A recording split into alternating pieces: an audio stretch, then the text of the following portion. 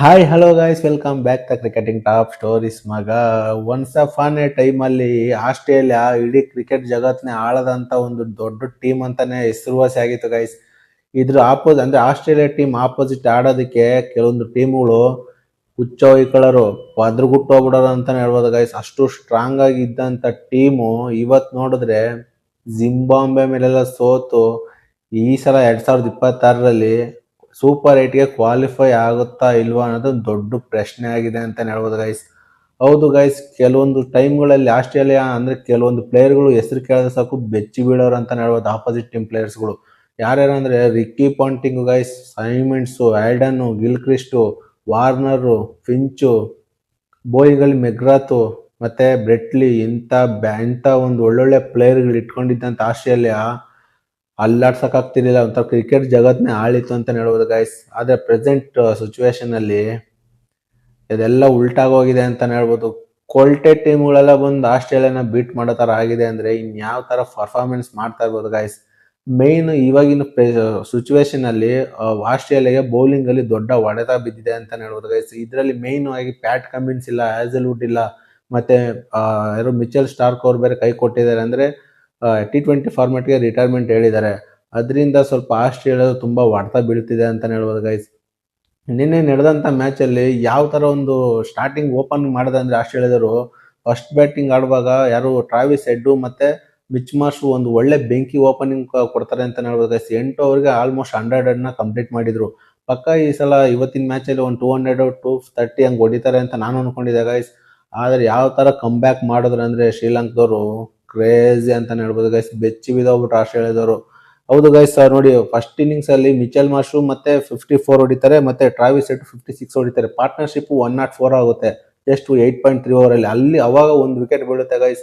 ಅಲ್ಲಿವರೆಗೂ ವಿಕೆಟೇ ಬಿದ್ದಿರ್ಲಿಲ್ಲ. ಅಲ್ಲಿಂದ come back ಮಾಡ್ತಾರೆ ಶ್ರೀಲಂಕಾದವರು. ಜಸ್ಟ್ 181ಗೆ ಆಲ್ಔಟ್ ಮಾಡಿ ಬಿಸಾಕ್ತಾರೆ ಅಂತ ಹೇಳ್ಬೋದು ಆಸ್ಟ್ರೇಲಿಯಾದವ್ರಿಗೆ.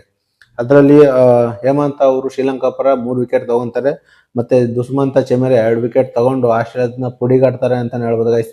ಈ ಒಂದು ಅಂದ್ರೆ ಅವ್ರಿಗೆ ಏನ್ ಶ್ರೀಲಂಕರು ಜಸ್ಟ್ 181 ರನ್ ಚೇಸ್ ಮಾಡ್ತಾರೆ ಅಂತ ನಾವು ಅಂದ್ರೆ ಸ್ವಲ್ಪ ಟಫ್ ಇರುತ್ತೆ ಚೇಸ್ ಮಾಡೋದಕ್ಕೆ, ಇಲ್ಲ ಅಂತಲ್ಲ.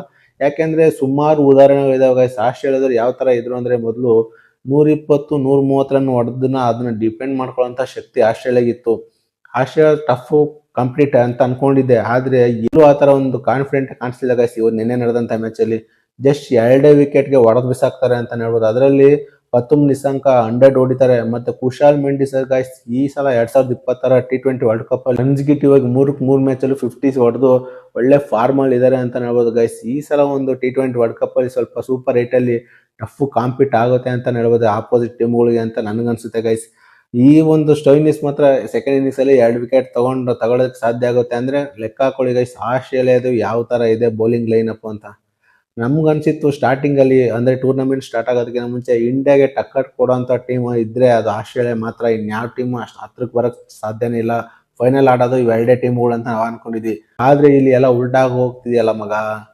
ಸಿಕ್ಕಾಪಟ್ಟೆ ಬೇಜಾರಾಗ್ತಿದೆ ಗೈಸ್. ಕ್ರಿಕೆಟ್ ನ ಆಳದಂತ ಆಸ್ಟ್ರೇಲಿಯಾ ಟೀಮ್ ಸುಮಾರು ವರ್ಲ್ಡ್ ಕಪ್ಗಳನ್ನ ಗೆದ್ದಿದ್ದಾವೆ. T20 ವರ್ಲ್ಡ್ ಕಪ್ ಗೆದ್ದಿದೆ, ಟೆಸ್ಟ್ ಚಾಂಪಿಯನ್ಶಿಪ್ ಅಲ್ಲೂ ಗೆದ್ದಿದೆ.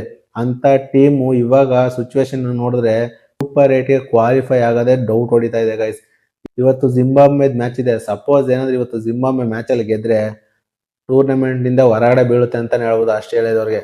ಇದಕ್ಕೆಲ್ಲ ಮೇನ್ ರೀಸನ್ ಇಷ್ಟೇ ಗೈಸ್. ಮಿಚ್ ಮಾರ್ಷ್ ಅವರು ಏನ್ ಲಾಸ್ಟ್ ಇಂಡಿಯಾ ಮೇಲೆ ವರ್ಲ್ಡ್ ಕಪ್ ಗೆದ್ದಾಗ ಅವ್ರ ಕಾಲು ಕಪ್ ಮೇಲೆ ಇತ್ತು. ಆ ಒಂದು ದುರಂಕಾರನ ತೋರಿಸಬಾರ್ದಾಗಿತ್ತು ಮಿಚ್ ಮಾರ್ಷ್ ಅವರು. ಅದೆಲ್ಲ ಎಫೆಕ್ಟ್ ಇವಾಗ ಸುತ್ತಿ ಕರ್ಮ ರಿಟರ್ನ್ಸ್ ಅಂತಾರಲ್ಲ ಗೈಸ್, ಇವತ್ತು ಸುತ್ತಿ ಸರಿಯಾಗಿ ಹೊಡೆದಿದೆ ಅಂತ ಹೇಳ್ಬೋದು ಆಸ್ಟ್ರೇಲಿಯಾ ಟೀಮ್ಗೆ. ಓಕೆ ಗೈಸ್, ನಿನ್ನೆ ನಡೆದಂತ ಮ್ಯಾಚ್ ಅಲ್ಲಿ ಆಸ್ಟ್ರೇಲಿಯಾ ವಿರುದ್ಧ ಶ್ರೀಲಂಕಾರು ಭರ್ಜರಿಯಾಗಿದ್ದು ಸೂಪರ್ 8ಗೆ ಕ್ವಾಲಿಫೈ ಆಗಿದ್ದಾರೆ ಅಂತಾನೆ ಹೇಳ್ಬೋದು. ಈ ಒಂದು ಸೋಲು ಆಸ್ಟ್ರೇಲಿಯಾಗೆ ಪಕ್ಕ ಬೆವರು ಇಳಿಸಿರುತ್ತೆ ಅಂತ ಹೇಳ್ಬೋದು ಅಂತ ನನಗನ್ಸುತ್ತೆ. ಇದೇ ತರ ಕ್ರಿಕೆಟಿಂಗ್ ಅಪ್ಡೇಟ್ಗಾಗಿ ನನ್ನ ಚಾನೆಲ್ನ ಸಬ್ಸ್ಕ್ರೈಬ್ ಮಾಡ್ಕೊಳ್ಳಿ ಅಂತ ಹೇಳ್ತಾ ಈ ವಿಡಿಯೋನ ಇಲ್ಲಿಗೆ ಎಂಡ್ ಮಾಡ್ತಿದ್ದೀನಿ ಗೈಸ್. ಮುಂದಿನ ವಿಡಿಯೋದಲ್ಲಿ ಸಿಗೋವರೆಗೂ ಬಾಯ್.